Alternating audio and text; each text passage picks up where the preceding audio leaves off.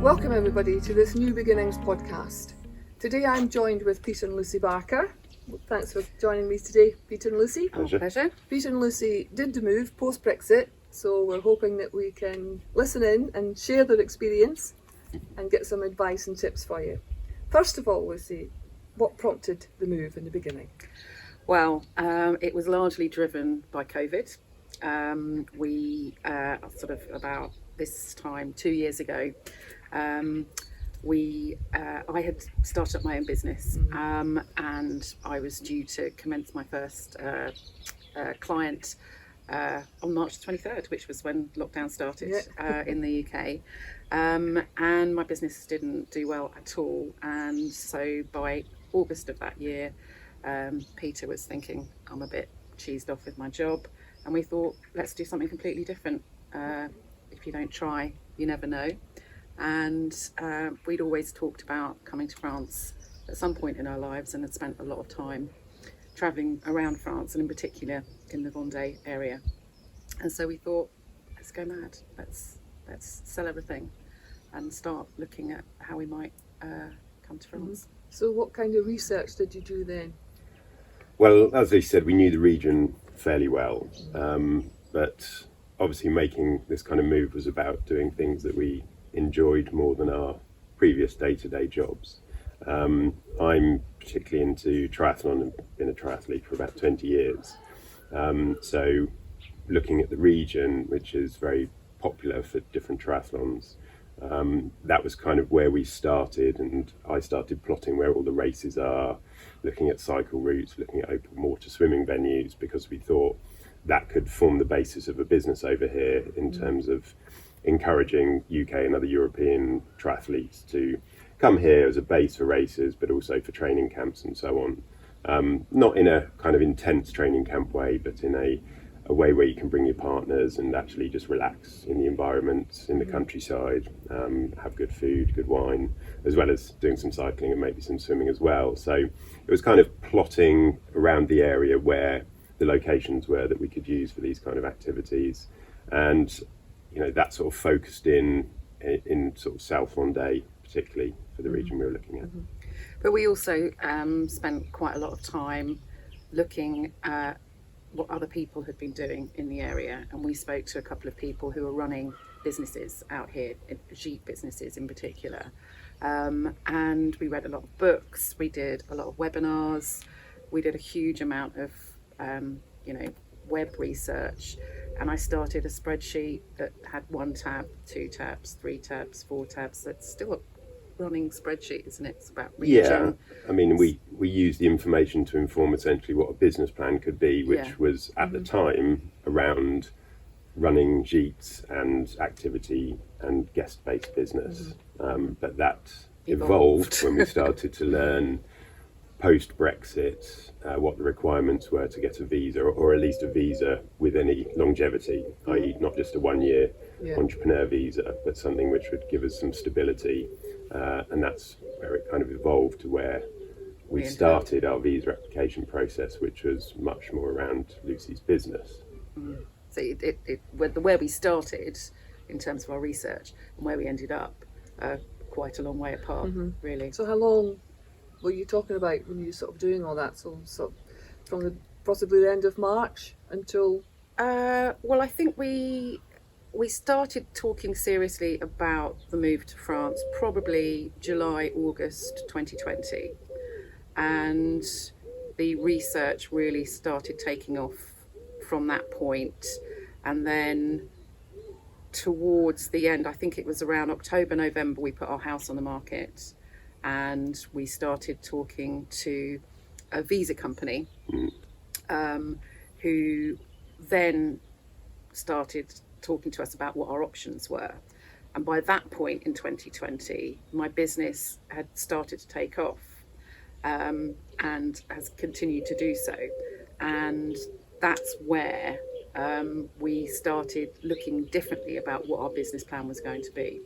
Right, so there was a change then in the plan along the way. Yeah. And I think some of that was driven, based on Lucy's business starting to become successful, and she wanted to continue doing that, but also understanding the visa requirements and that it was not as easy, clearly, as it was pre-Brexit, where you could just come over, but actually the financial requirements to get a longer stay visa involved investment and creation of Lucy's business in France, Right. to allow us to get the 4-year residency visa. Based on the original business plan of Jeets and activities, we wouldn't have been able to get that 4-year visa. So it was a good coincidence of success of Lucy's business to meet the requirements to get the longevity of the visa. Yeah. And this was all research done in the UK Yeah. from It was the all in internet, the UK. basically. Yeah. Absolutely, Yeah. yes. Yeah. Obviously, there was travel restrictions at the time, Yeah.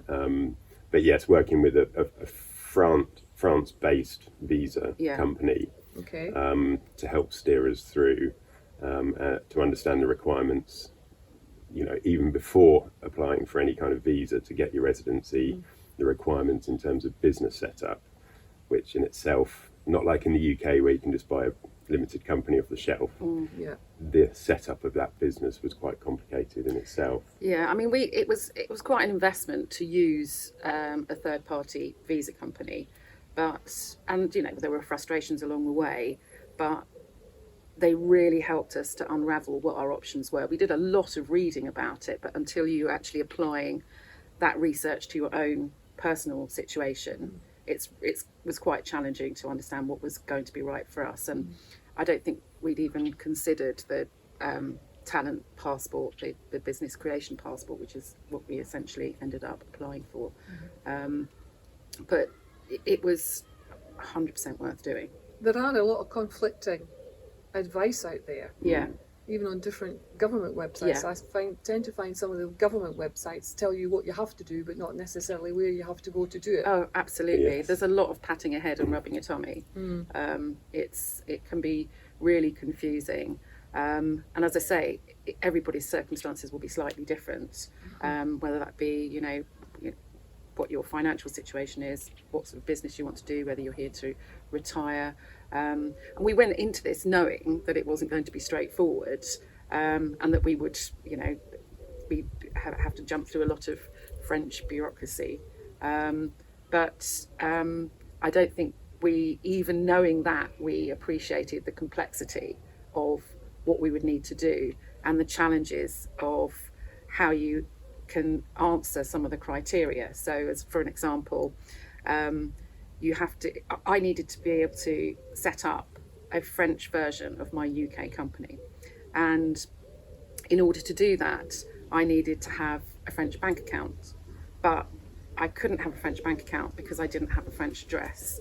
And I couldn't open a French bank account unless I did it in person, so I was told. But after a lot of manoeuvring, I eventually managed to set up a French business bank account from the UK without coming to France. And I set up, I had a Domiciliation. thank you, address which was used to enable that to happen. It's very much about building bricks in the right order. So by having the bank account, then I was able to set up a business, which, as Peter says, you can't just buy it off the shelf. You have to get your KBIS numbers. And that's all done online. Yes, all of it was done online, all of it done Chamber remotely. of Commerce. Yes, yeah, everything. All my tax registration. And from that business being created, there was also a minimum requirement of investing 30,000 euros that had to be sitting in the business bank account in order for that business to be considered viable. We had to produce, which actually Peter did for me, a really significant business plan, which demonstrated not only what I'd been doing previously, which, bear in mind, I only had a relatively short period of time to evidence, but I did have 25 years experience in my field, and I had to provide references from all of my clients, both current and pre my setting up the business. And eventually I think the business plan equated to about 40 or 50 pages. I mean, I think there's a couple of key points there. Qualifications. Yes, yeah. So again, on the website it will say you need to have at least a master's level degree, and then in probably small brackets it says or over 5 years of experience. However, when you go to do that application, their first question to you in person is, where's your master's degree? Yeah. So you sort of have to push against what the parameters are. Say, well, actually, I've got 25 years of experience as evidenced by all these references. Yeah. I think another point is we had to do 3 years worth of projections. Now, in Lucy's case, that was relatively straightforward because she's got a solid client base. So we could put those in, but creating a viable business plan, and that isn't just about paying tax into the economy in France. It's actually how will it benefit the local economy? Yeah. So a part of our business plan, or Lucy's business plan that Tycho wrote, is that actually a lot of her clients wants to come and do management weekends or weeks here. So again, when it comes to our requirements for property, it was having somewhere which had a gîte which was fairly ready to go. Subsequently found that maybe not quite as ready to go as we thought it would be, but you live and learn, and I think that's one of the things around buying property and due diligence. But so that we could then bring over her clients and it therefore be part of the business plan. A residential type course. Yes. Yeah, absolutely. Part of the business plan that we're benefiting the local economy because they will need to go out to eat, or we'll cater for them. Or employ cleaners and people that would help set up events for us, that kind of thing. So really, there was a nose to tail approach, a really, really thorough requirement. It also, to be honest, was really helpful because it really pushed us to think very seriously, what is this going to look like? How are we going to deliver on this? And it gave us clarity about what we wanted to do as well through this process. And I think it was really helpful for us to have it all written down. I mean, yes, everything in France is about how many pieces of paper are required, and very little of it. Although you can do quite a lot of things digitally, there's still a huge amount of old school approach to signing documents, and the length of time it takes for decisions to be made. I think length of time is probably where it wasn't a mistake, it was our biggest unknown. So we had sold our house in March 2021 and thought we'll be in France by September. The business, the bank accounts and the business started being set up right at the end of the French tax year. So that was around May. Yeah. 2021. And nothing happened until September 2021. So you're just burning time, and also burning money because we'd sold our house, so we were staying in other accommodation. All of our belongings were in storage, so we had a suitcase each to live out of. And you couldn't apply for the visa until that business had all been set up. Yeah. And only then could you start the visa application process. So then you've got the paperwork associated with that. And I mean, it was a dossier of 151 pages, which had to be created and then has to be taken in person down to a visa processing centre, which is an outsourced from the consulate itself. They are not massively familiar with all the rules.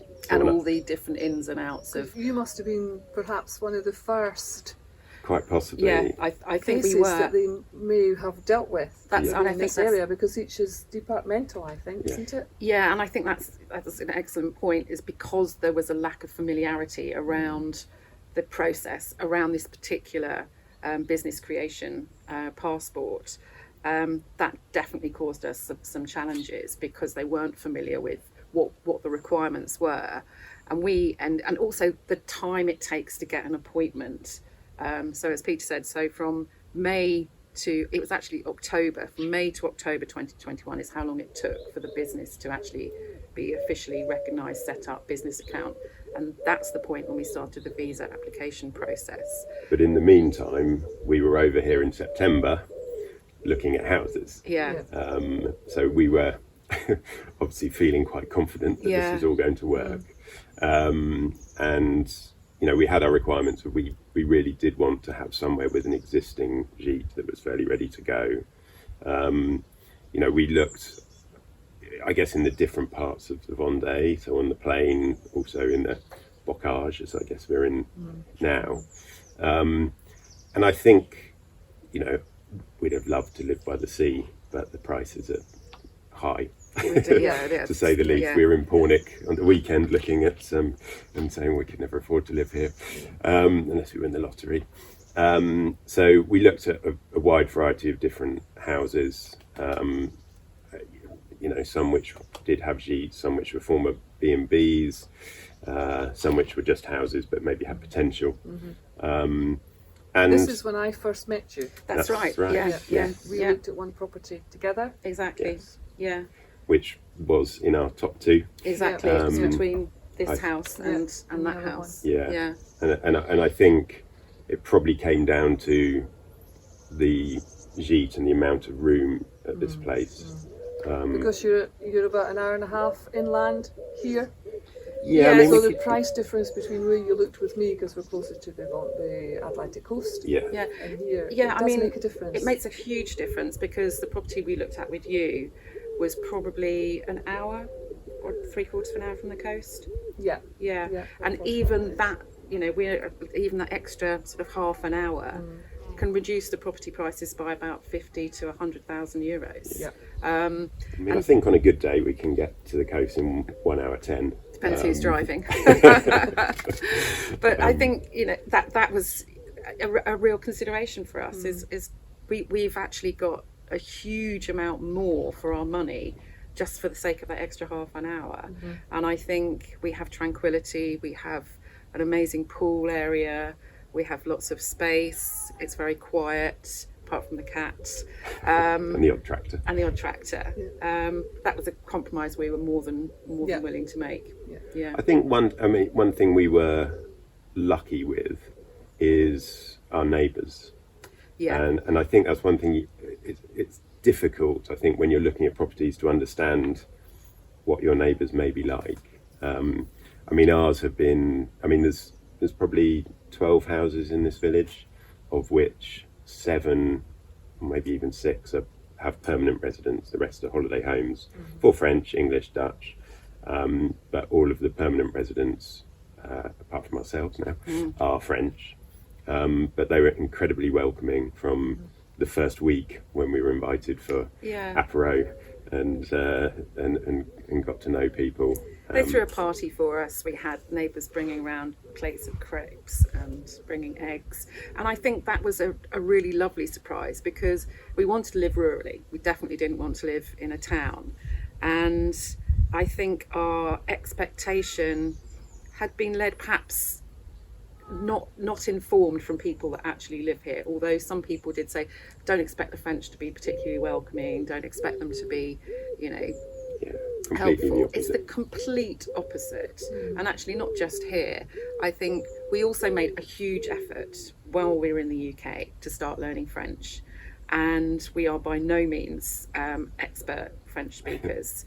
But it makes a massive difference if you're able to start a conversation.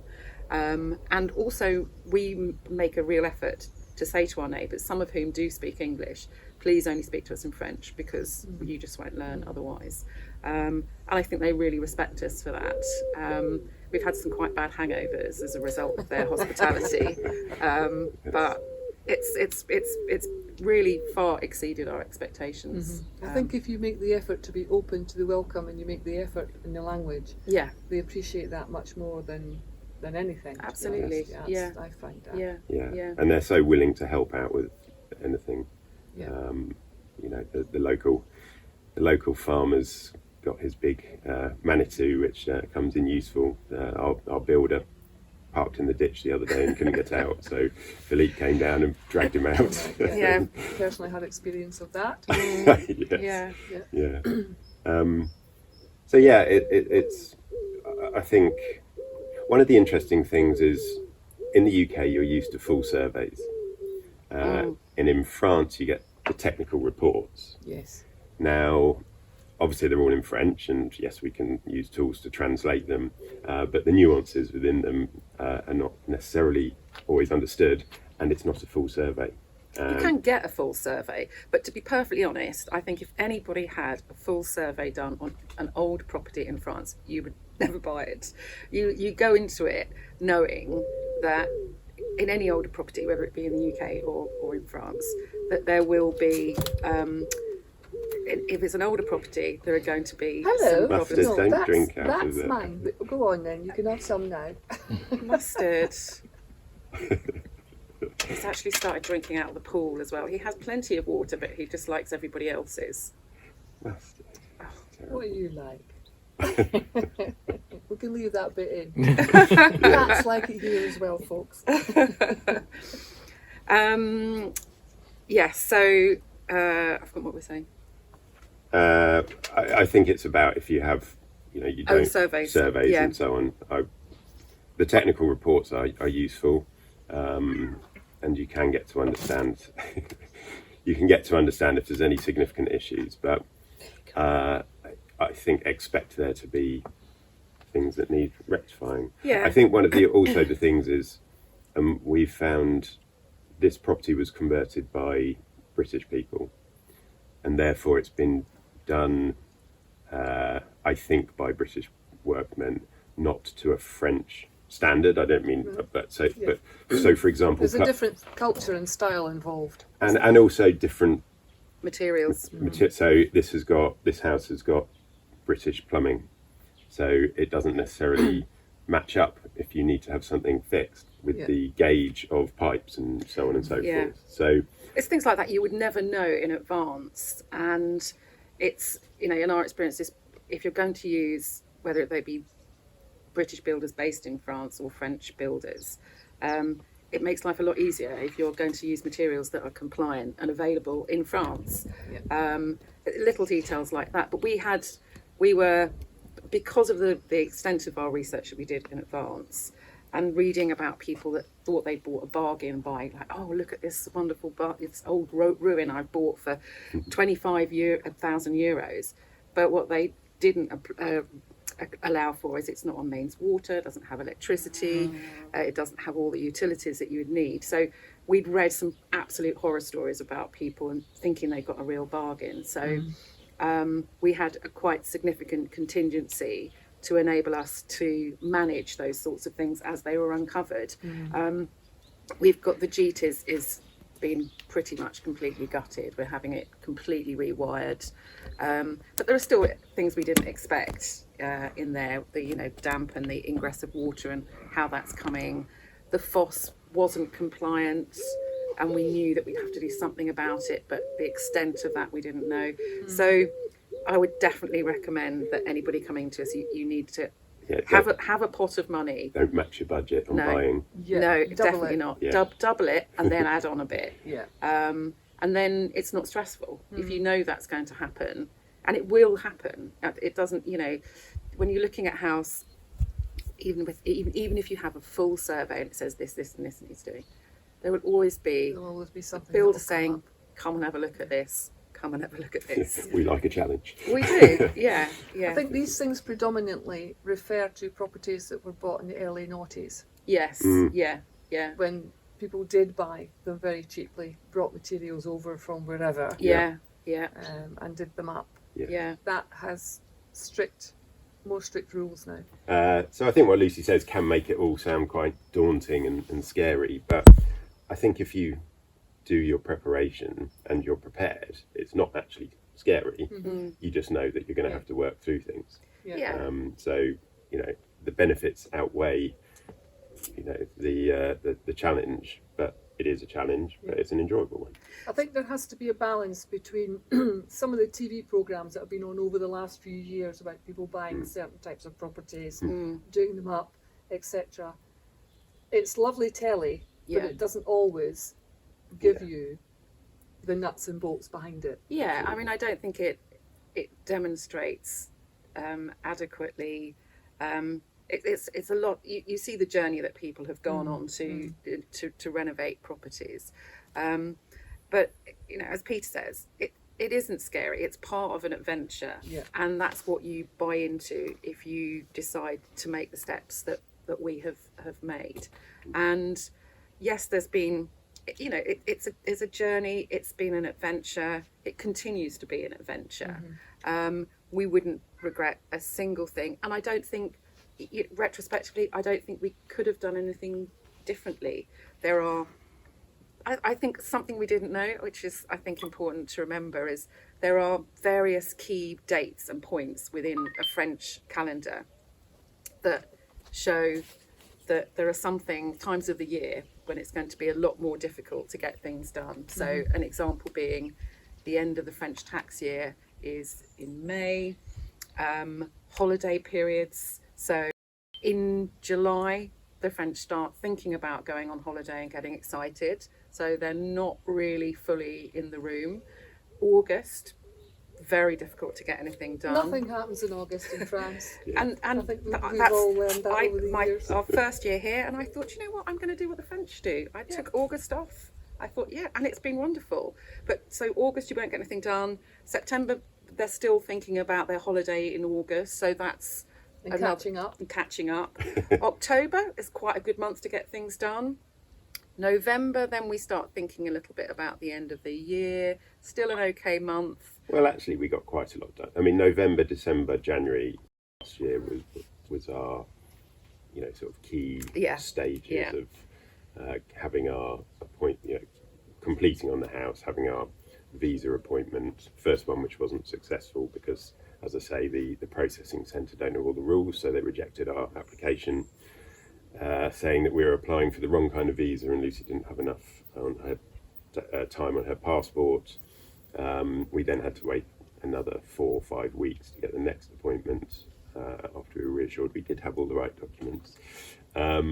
So that period of time was, we actually did get quite a lot done, and we completed on the house on the 14th or 16th of January. Yeah.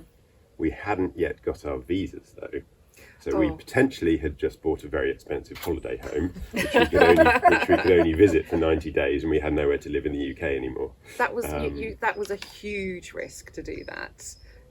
We'd been given all the right noises that our visa would be accepted, and actually we came over here in February, end of January, February, without our visas, because we just wanted to see the house and be in the house. And we had all of our furniture that had been in storage for what turned out to be a year, was being delivered in about 2 days' time in March, and I only received confirmation 2 days before that my business plan had been considered viable, and that on that basis there was probably a 95% chance that our visa would be approved.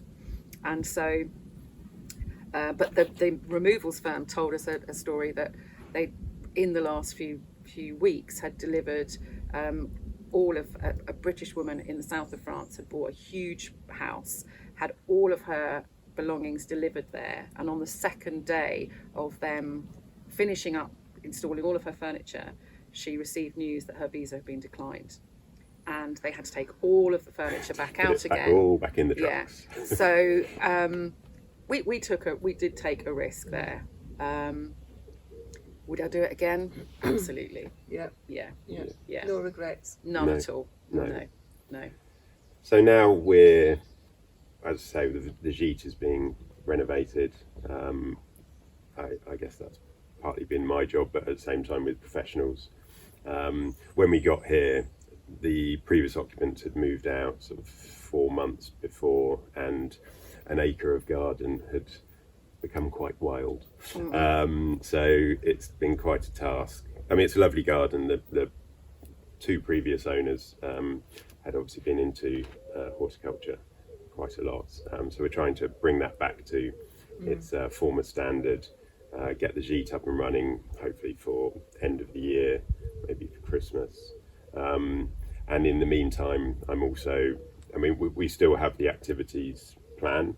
I mean, it's a great you can't go on big cycling and sort of triathlon things in the midst of the summer heat. So it's a really good out of season sort of activity to do. So we'll be sort of developing that and getting our website, I guess, up and running, and our socials going around that towards the end of the year, ready for next year. I think an important thing is, don't think anything's going to happen quickly. Yeah. It's just get comfortable in yourself in knowing that if something does happen more quickly than you think it's going to, that's an absolute bonus. But if you set yourself and your expectations low in terms of how long something's going to take, that's Plan for the worst, hope for the best. absolutely. Yeah, and I think it's understand the pace and actually kind of get to enjoy it. I mean, you know, we come from commuting 3 hours a day, working in London, and now we're here in a village of 8 houses, and it takes time to adapt to a different pace.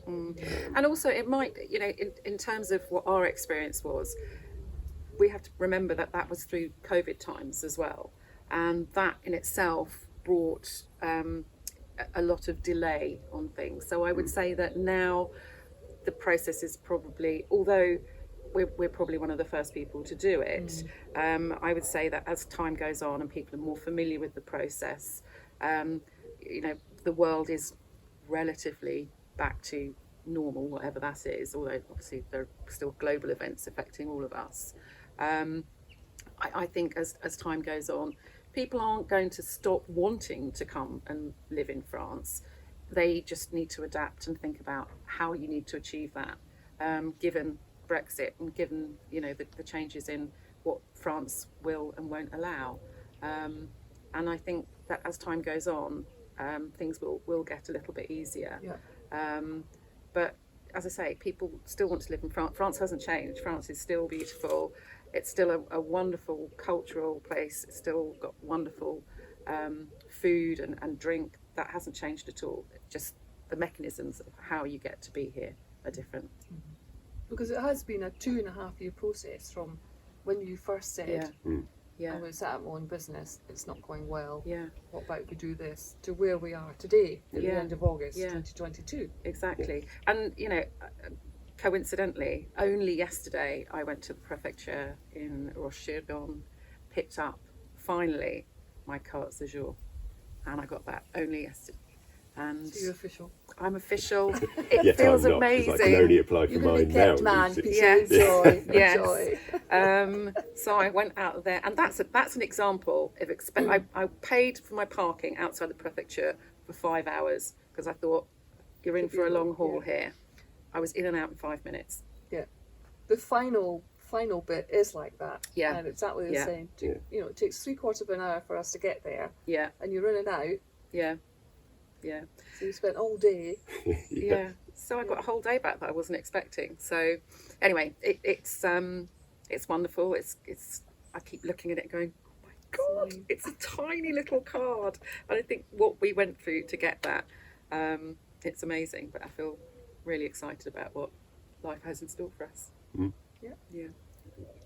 Well, thank you very much for sharing your experience with us. It's been really interesting. Hope you've enjoyed it as much as I have, folks. Till next time, thanks for watching. Thanks, Fiona.